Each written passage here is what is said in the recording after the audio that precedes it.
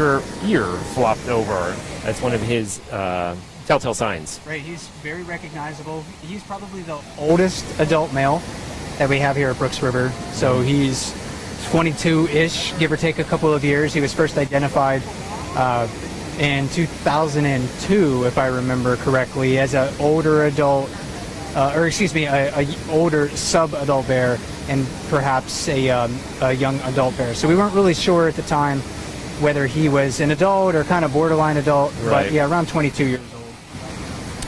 And he was a bear we've seen courting other females in recent days. The other evening he was up here really chasing after any bear that would let him, any female that is, particularly bear 708, nicknamed Amelia.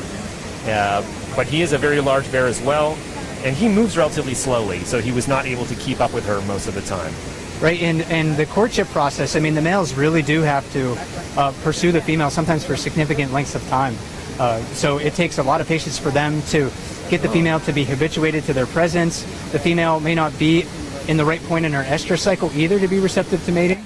Right. So that plays a role. And then the males have to defend their access to the females too, because the mating season for bears is very short, really only about 2 months, and the peak is in June. So we're the mating season is kind of tailing off right now. Yes, so sort of at the end of it right now, and we have 755 seems to have caught another fish, and since we last spoke about 409, I think she's caught one more as well. Yeah, and again, these bears are just eating the entire fish, not wasting any time doing that. Again, most of the time they're eating it in less than a minute. And when Andrew, when these bears get more salmon as July progresses, are we going to see them eating the whole fish? We will not. And so that's one of the remarkable things about the Brooks River, is that these bears will be able to do what we call high grade. Well, they will be able to selectively eat certain parts of the fish. They'll have so much food before them that they can be picky, as it were, and only eat the fattiest parts of the fish. It's a process we call high grading, and oftentimes that will be the skin, the brain, and the eggs. And so you'll see them oftentimes rip the skin off of a fish and maybe let the rest of it drift down river. And 856 chowing down on another. And it's worth noting, 856 just yesterday actually got in an altercation with another one of our more dominant bears. He was actually sleeping just downstream of him. Yeah, let's see if we can pan over to that. Sleeping there, taking a nap. It's a warm day out. It's very warm. A lot of time fishing, so I think he's enjoying some sunshine. Maybe not too many biting insects in that location either.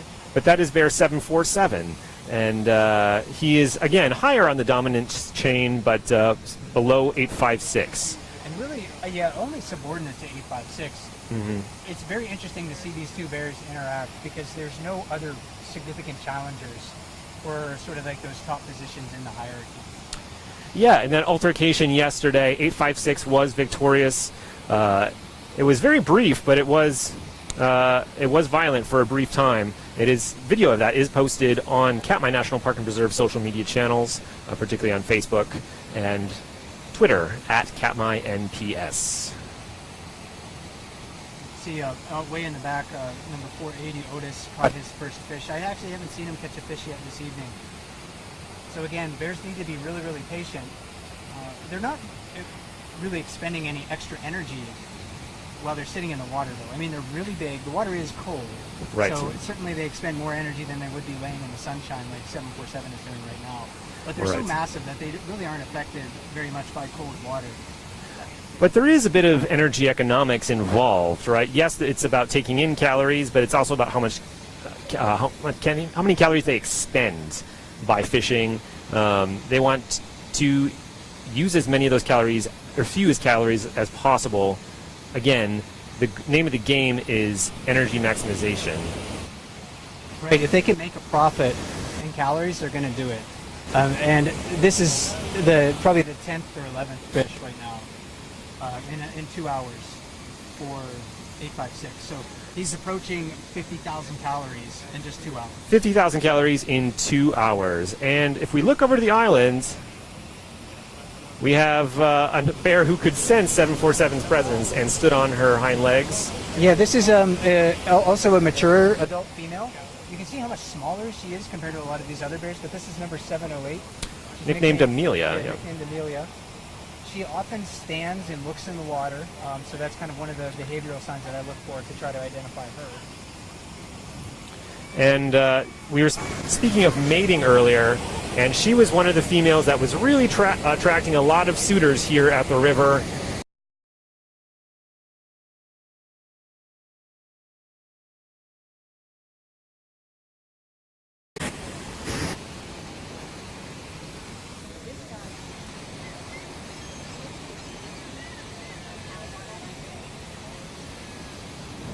And you may hear some other voices while we're standing here.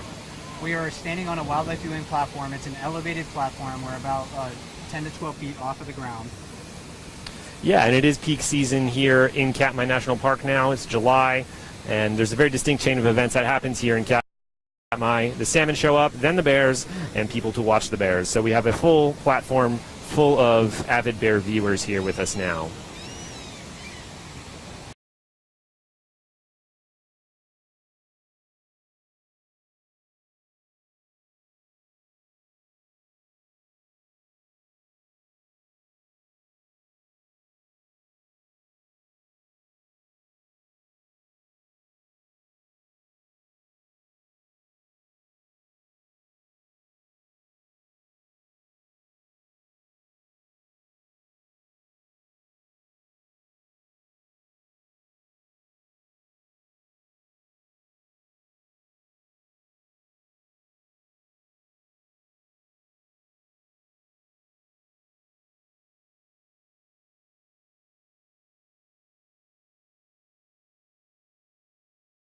Mostly been standing on the sidelines, while these other more dominant and larger bears stick towards the center of the falls.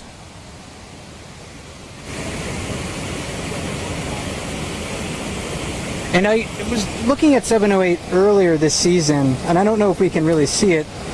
See a couple interesting sort of shed patches on the back of her neck, and I'm not sure if that's from when she was copulating with another bear that's kind of got ripped out, because the males will sometimes hold the females by the back of their neck. I can't quite tell. Sometimes you will see females even with scars or wounds on the back of their neck during the mating season.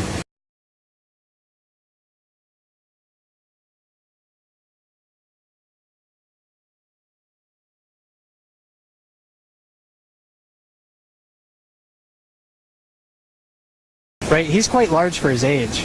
I'm actually surprised about how big he is. So if we saw him just before the broadcast kind of walk up next to 409 Beadnose on the lip, and he was just as big as her, and she's like about a 20-year-old bear. Absolutely. Yeah, and it's worth noting, so 409, compared to humans, she's a very large bear, right? But in respect to the larger males, she is dwarfed. Right, yeah, the adult males here are a third bigger, or maybe twice as large as some adult females can be. So 856, again, going into the den, he could easily weigh 1,000 pounds. But a bear like 708, who we're just looking at, she could be like half his size in the fall. So there's a very big difference in size. That's probably because the adult males need to be bigger to compete for access to food and access to mates, and the adult females need to expend a lot of energy.